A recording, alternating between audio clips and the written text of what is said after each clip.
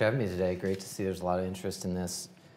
My name is Brent Skorup. I'm a research fellow in the Technology Policy Program at Mercatus, and I'll be talking about net neutrality and the objectives I'd like to accomplish. One, briefly explain how the internet works. The net neutrality is internet neutrality, and in these discussions, it's often omitted what the internet looks like, and you need a basic understanding of how the internet works to understand the issues that we're talking about and the FCC is contemplating.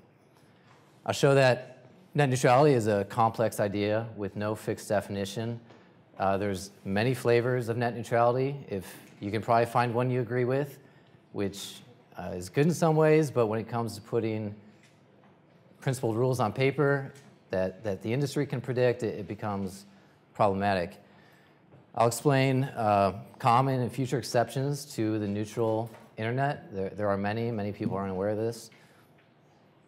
And finally, I'll describe what the FCC is pursuing as it tries to create new net neutrality rules. And just in full disclosure, I filed in the FCC proceeding that recently wrapped up. So if you want to see my personal views, you can see those there and on our website. So why is net neutrality important? The FCC right now is considering, it's at a crossroads. How do you regulate internet service providers? These are the companies that provide you internet access and often triple play packages, your phone service, your television, and your internet. In this area is frequently Comcast and Verizon. Fios, I have Comcast. So I'll be talking about Comcast a lot, not because they're special, but just because it's what I'm familiar with. So they can import, the FCC is considering importing telephone rules called Title II onto ISPs. And many of these rules date back to the 1934 Communications Act. They're intended for the telephone monopoly frequently, and it's what most net neutrality proponents favor. They could continue to rely on antitrust and consumer protection laws that are on the books. And the FCC could also possibly find that elusive third way to try to make everyone happy. So congressional policy, Congress amended the 1934 Communications Act, the first major amendment since 1934, in 1996. The internet was in its infancy. They didn't talk about the internet that much except pertaining to obscenity laws. But they did enunciate a policy that is the policy of the United States to, among other things, that the internet should be unfettered by federal and state regulations. So as we consider what the FCC is looking at, it's important to remember what Congress has said regarding the internet. So this is a very basic diagram of the internet. This can be misleading in many ways. Don't take it too literally. But the internet is essentially servers, wires, routers, and computers. Your laptop's on the internet, your smartphone's on the internet. Large companies like Google, Amazon, Facebook, they have large servers all over the United States, all over the globe, where they store content. So if you want to watch a YouTube video from your home, you would send a request to Google, and they would start sending you a YouTube video across the internet. As I mentioned, ISPs are internet service providers. They typically provide triple play packages. And most households have at least 2 ISPs, your phone company, your cable company. Some have more.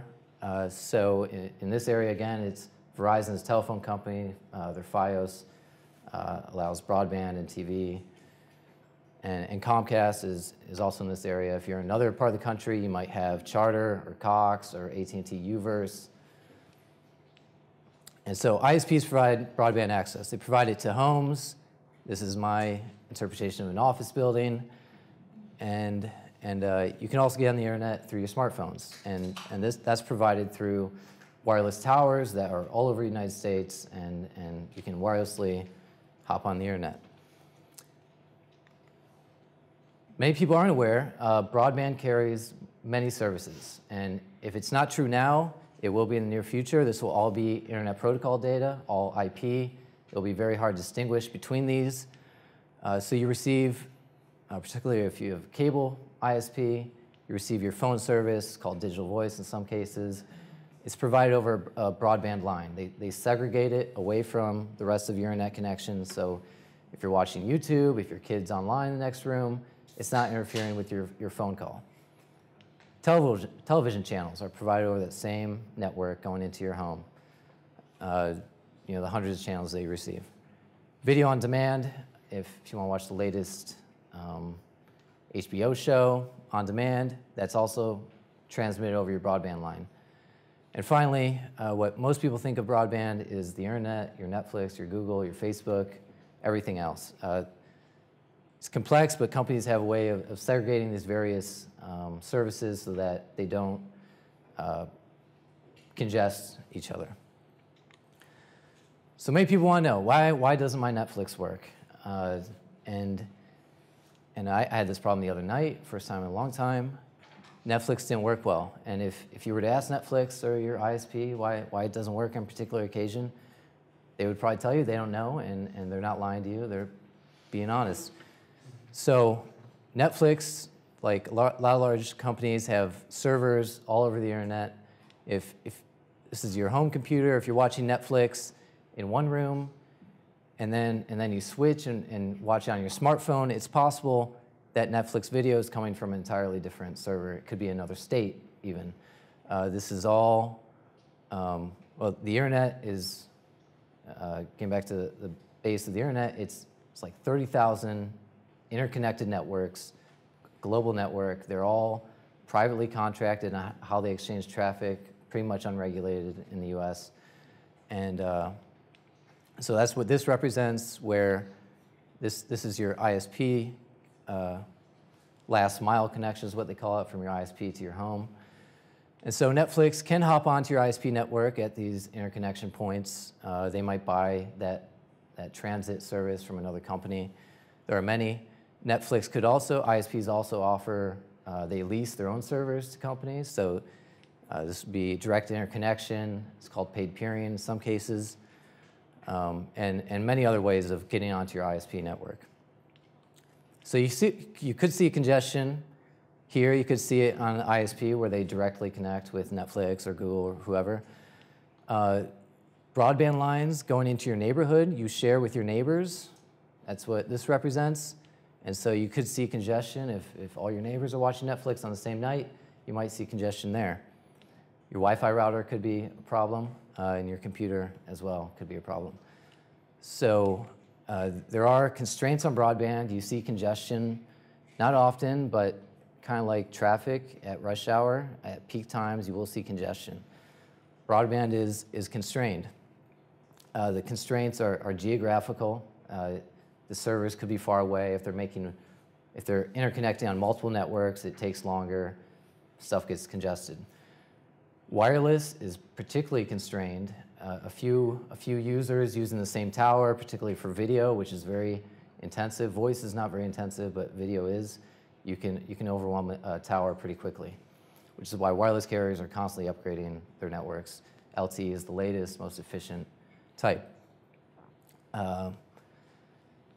And to give you an understanding, going back, ISPs are constantly upgrading this because of congestion and because, kind of like a highway, however many lanes you build, people will fill it up, and it becomes constrained at some point. At some point, just because we have rush hour, we don't build 40 lanes of traffic to accommodate it.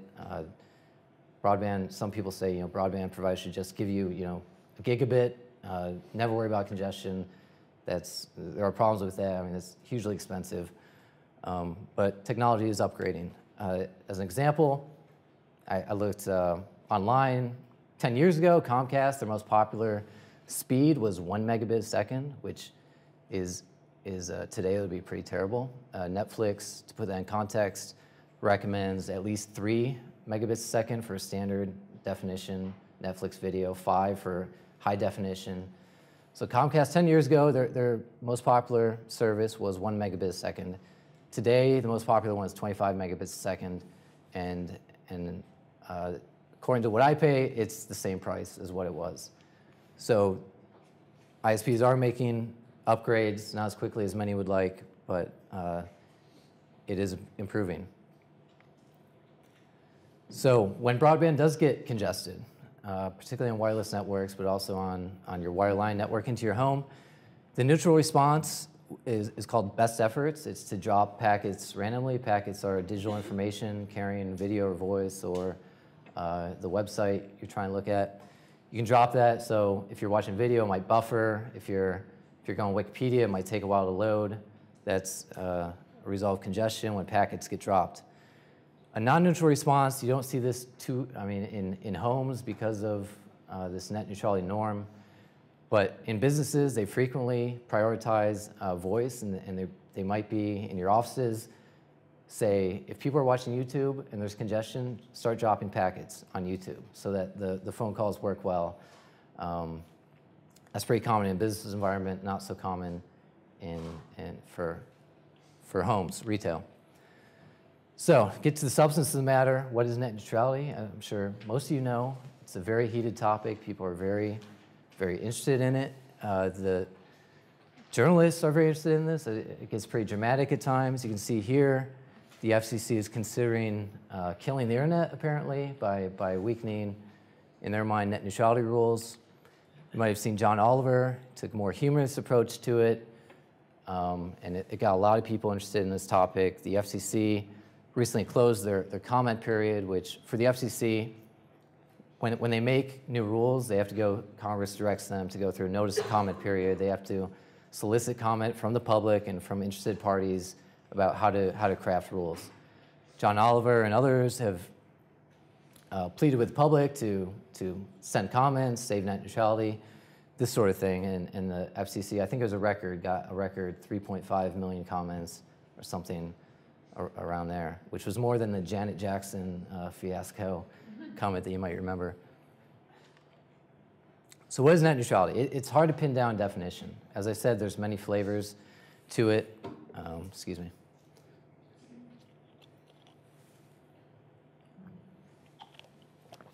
If you just look, excuse me, Google net neutrality, the first website will be Wikipedia, which says, and this is a pretty common definition, the principle that all internet service providers should treat all data on the internet equally. GigaOM says something similar, long-time policy that prevents giving special treatment to some. It's called fast lanes commonly. ACLU says it means applying well-established common carrier rules, these telephone regulations to internet service providers. Ellie Noem is a Columbia University professor, and I don't know his exact position, but I think he's sympathetic to the net neutrality position. And he says there's at least 7 different definitions of net neutrality, and I would argue there's even more than that, so it's hard to pin down what it means. Tim Wu, who coined the term, he's a law professor, coined the term net neutrality, has said neutrality is finicky. David Clark, who helped found the internet, is an esteemed computer scientist, he's research at MIT, has outright said that the internet is not neutral, it never has been. He dismissed net neutrality concerns as happy little bunny rabbit dreams, that the internet was ever neutral. So you've got to discriminate between good blocking and bad blocking. And net neutrality proponents who know more about this are okay with fast lanes, as I'll talk about later, in certain circumstances, which is lost on reporters and journalists and the general public. Nancy Scola, I think, summed it up well. She's a Washington Post tech journalist. The net neutrality debate isn't black and white. Participating in it fully means wading into the shades of gray. I'll be showing you some of those shades of gray today. So we should attempt to come to some sort of definition, and these are the principles that there's most consensus on, although there are caveats with some of these. On that last mile network of your ISP, so between your ISP, your regional or local ISP, to your home router, your Wi-Fi router, your computer, they should essentially be dumb pipes. No blocking websites, no fast lanes, no providing different quality of service to certain applications like video. And also transparency. No one really objects to transparency, but these other two are more contentious, and but there's a lot of times when this is not true, and you wouldn't want these to be true, strictly speaking. So some things are often called net neutrality issues, and they're not net neutrality issues. Net neutrality is starting to bleed into just general grievances towards ISPs. With the recent Ferguson, where the young man was shot by a police officer, some people said Facebook didn't have enough Ferguson stories that was coming up on users' feed. And they said Twitter was better because Twitter doesn't have an algorithm that determines all that. And some people were saying Ferguson is a net neutrality issue. It's not a net neutrality issue. It's a different topic. New York Times had an op-ed where a guest op-ed where some people want to include search neutrality into net neutrality. And search neutrality is the idea that Google and other search engines should be transparent about how their algorithms work and rank in a way that's impartial, which is very difficult to do. Search neutrality is not net neutrality either. Many of you might be familiar with the recent Comcast, Netflix interconnection dispute. That's not net neutrality. Most net neutrality proponents say it's not net neutrality. That's talking about whether those networks interconnect that are unregulated. Those have typically not been net neutrality issues. Chairman Wheeler at the FCC has said that's not a net neutrality issue. It's related, and the FCC will look at it. But interconnection, how Comcast and Netflix bargain together, is not a net neutrality issue either. So, Tim Wu, this coined the term net neutrality, it's just kind of emblematic of this net neutrality bleeding into other things. There was a recent House oversight hearing about net neutrality and what the FCC was doing, and Tim Wu was a witness, expert witness in that. And he said the FCC oversight of the internet should entail not just competition policy, but also media policy, social policy, and oversight of the political process. That's not net neutrality either. I'm happy to talk about some of these things, interconnection, Netflix, in Q&A, but that's not what we're talking about here. So let's go to the history. When net neutrality enters the public discourse, this really got the public interested. In around 2004, the FCC had some general best practices for ISPs. Don't block, don't discriminate. And a small ISP in North Carolina, serving about 200,000 customers, a telephone company, started blocking Vonage. And Vonage is kind of like Skype. It's a voice over internet protocol company. And the FCC, some people complained that Vonage was being blocked. The FCC fined Madison River, the small ISP, I think it was $15,000, and Madison River stopped blocking Vonage. There was never a super deep inquiry into why they were doing it. The theory is because Madison River sells telephone service, that people might drop the telephone service and just use Vonage or Skype instead.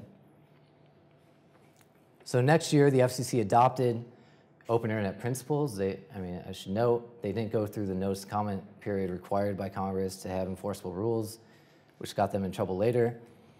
So they adopted these principles kind of formally and said they were going to police ISP blocking and discrimination online. They had an opportunity to use those principles when Comcast started blocking BitTorrent in 2007. BitTorrent it's a torrent site. It's congests traffic pretty easily. It's complicated why, but people use it to watch videos, download books, and other things. It's pretty common for college campuses and libraries to block BitTorrent just because it does overwhelm networks pretty quickly. Comcast was blocking it. We don't know why exactly. Comcast initially denied it, which was a pretty big error, and some reporters discovered that the denial was not true. It's not reported. Comcast and BitTorrent reached an agreement. BitTorrent agreed to use a less intensive sort of technology that wouldn't overwhelm networks as quickly. But the FCC was now interested. Many consumer advocate groups complained to the FCC about this. So at first, the FCC allow reporting from Comcast about how they manage their networks. And at first, Comcast complied, but eventually they sued in court saying, FCC, these are not formal rules. You can't enforce these against us. The court agreed. The court said, FCC, you can't use policy statements to punish companies and require reporting. So a few months later, December 2010, the FCC tried to put together new rules, going through the formal notice comment period. And these lasted, but almost immediately, Verizon sued these rules for many reasons. In this past January, the court again struck down the rules. Even though they went through notice and comment, they said, no blocking, no discrimination. These are common carrier rules. You can't apply these to non-common carriers like ISPs. There's a question if you reclassify ISPs as common carriers, maybe you could have no blocking and no discrimination rules. And that's what the FCC is considering now. So the FCC mostly loses. They're allowed to have transparency requirements. So why net neutrality? Why are people concerned about non-neutral behavior online? And these are the most popular reasons people cite for neutral behavior. That ISPs will censor political speech they don't like, or that their advertisers don't like if they're a TV company. Some people say the internet has always been neutral, it's always been end-to-end. That's not true, but people say something along those lines. There's an argument, small websites and startups, if you did see these paid priority agreements, these so-called fast lanes, small companies wouldn't be able to pay them, only large companies would do well, and you would see decreased innovation and decreased websites online. Finally, that ISPs will charge anti-competitive fees if you do have these paid priority deals. And the idea would be, and this was the theory behind the BitTorrent Comcast dispute. BitTorrent provides video. The thought was maybe Comcast was blocking BitTorrent because people might drop their cable plan and just use BitTorrent instead. And so presumably they would have an incentive to block competing applications online. So if we have net neutrality rules, depending on the details of what they look like, you could prevent non-neutral behaviors that are generally pro-consumer. And I'll be talking about some of those now. In wireless, there is more of a need to have non-neutral behavior because, as I said, the networks are more congested. A few people using a few applications can overwhelm a single tower. So wireless, you see a lot of non-neutral behavior today. This is not theoretical. Frequently today, well, in other countries, international companies that don't have very good wireless networks, they might have these Voice Plus plans, which is basically using a basic phone, a dumb phone. You could get on Facebook only, and it's text-based, no video, no anything like that. Google has a product like this where you can use simplified Google services, but no YouTube. These are pretty popular in other countries, not really used in the US because we have pretty good wireless infrastructure. What is pretty popular in the US, and it's a growing pattern by wireless carriers, it's called zero rating. It's the idea that for certain applications, they won't detract from your monthly data limit. T-Mobile has their Music Freedom program, which they unrolled a few months ago, which is if you're using Pandora, Spotify, a bunch of other music sites, it won't detract from your mobile data plan. Metro PCS, this is one of the more interesting cases. This was in 2010, Metro PCS, for those who don't know, is a pretty small carrier, served about 3% of the US market, a couple million people, mostly urban areas. And they discovered a lot of their customers watch a lot of YouTube. And Metro PCS, tiny company, they were the first ones in the US to come out with LTE, which is the latest 4G technology. The way they did it, they didn't have great networks like the larger carriers. They used 1.4 megahertz of spectrum to transmit LTE. To give you some context, the big carriers typically use 20 or 40 megahertz of spectrum to transmit LTE. So they're using 1.4, pretty constrained network, and they worked with Google to compress YouTube videos so that their network could handle the compressed YouTube videos. And they had a plan, a budget plan that allowed you to watch unlimited YouTube. It wouldn't detract from your data plan, but if you watch Hulu or Netflix or other video sites, it would count against your data plan. This was in 2010. As soon as the new rules came out in 2010, almost immediately consumer groups filed a complaint to the FCC that this was not neutral and it was not fair to consumers. Metro PCS sued with Verizon at first, the FCC rules, because I mean they thought they were doing something innovative, something that could give them more competitive with the big carriers. But eventually they relented. They merged with T-Mobile last year, I believe, and dropped their lawsuit. So it was Verizon alone at that point. So, and I talked about there's many flavors of net neutrality. And this was kind of news to me, but apparently you can, and I don't say that to be funny, but Obama's former chief technology officer said essentially you can be okay with fast lanes and still support net neutrality. I don't think much of the public knows that. Many net neutrality groups would not agree with that, but this is a guy who knows what he's talking about. He's chief technology officer of the president, former chief technology officer of the president, so this doesn't necessarily represent the president's view. But there's this timepiece about how you can favor net neutrality and be okay with fast lanes. So as I said, there's a large spectrum of net neutrality views. And I'll talk about some of these fast lanes, so-called fast lanes, also called managed services, in a second. So just to remind you, on your broadband network, it carries your voice, your TV, your video on demand, and your internet, and this is all turned into IP data, and they have ways of separating them.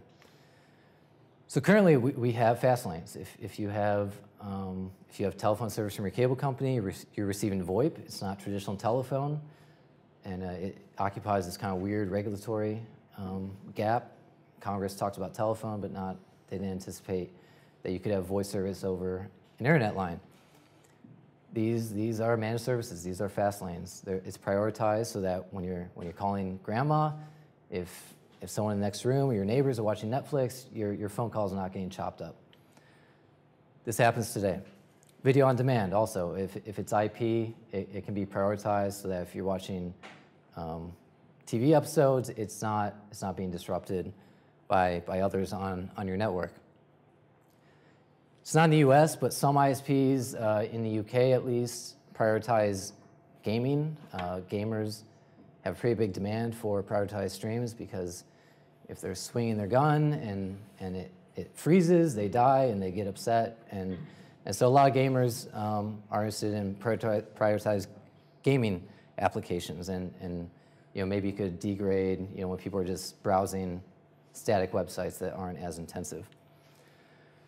Telemedicine, teleconferencing, Skype video, these are all similar, just face-to-face communication with somebody. Telemedicine, there's some interest in rural areas, particularly in other nations, where you would want that prioritized. You don't want that being disrupted. Teleconferencing, you don't want jitter and lag. It makes it pretty much unusable if you have any major congestion. Whitelists and blacklists are not common now. You could see them become more common depending on how rules shake out. Excuse me. So whitelists and blacklists, these are, an ISP could presumably sell maybe a discount plan. And I'll use an example. If you've got a 10-year-old son who you want him to have a smartphone, but you don't want him to have access to all that's online for obvious reasons, you can imagine ISP selling a cheap broadband plan, that only allows them access to Facebook, Twitter, their phone dial, and that sort of thing. That'd be a whitelist. Certain approved content can come through, but not the rest. Blacklist is kind of the reverse. Certain sites are blocked. I mean, you might see these at libraries now.